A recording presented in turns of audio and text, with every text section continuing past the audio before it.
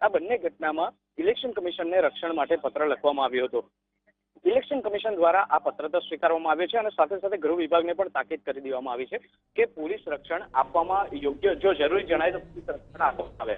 State પ્રશાસન પણ કરવાની છે, સાથે સાથે અન્ય એસેસમેન્ટ જેવા પાસાઓ પણ ધ્યાને રાખી અને આખરે નિર્ણય ગૃહ વિભાગ પર છોડ્યો છે કે જો યોગ્ય જણાય તો પોલીસ પ્રોટેક્શન આપો।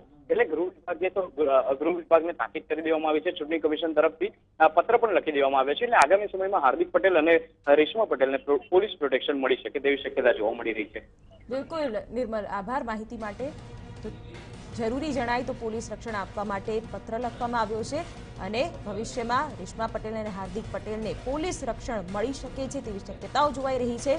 ચૂંટણી પંચે ગૃહ વિભાગને તાકીદ કરતો આ પત્ર લખ્યો છે, જેમાં આ રીતે જે હુમલા થયા હતા, ગઈકાલની આ ઘટનાઓ હતી। સુરેન્દ્રનગરની સભામાં હાર્દિક પટેલને તમાચો માર્યો, તો બીજી તરફ રેશમા પટેલ સાથે પણ છેડતી અને મારામારીનો બનાવ સામે આવ્યો છે। રેશમા પટેલે આક્ષેપો પણ ઘણા કર્યા છે, તેને ધ્યાનમાં રાખીને હવે ચૂંટણી પંચે આ પત્ર લખ્યો છે અને હાર્દિક અને રેશમા માટે પોલીસ રક્ષણ આપવામાં આવે તેવો આ પત્રમાં ઉલ્લેખ કર્યો છે। ચૂંટણી પંચે ગૃહ વિભાગને આ અંગે ધ્યાન દોર્યું છે અને ગઈકાલની આ ઘટનાઓ ફરીથી પુનરાવર્તિત ન થાય તેના માટે પોલીસ રક્ષણ આપવામાં આવે તેવો પણ આ પત્રમાં ઉલ્લેખ કરાયો છે।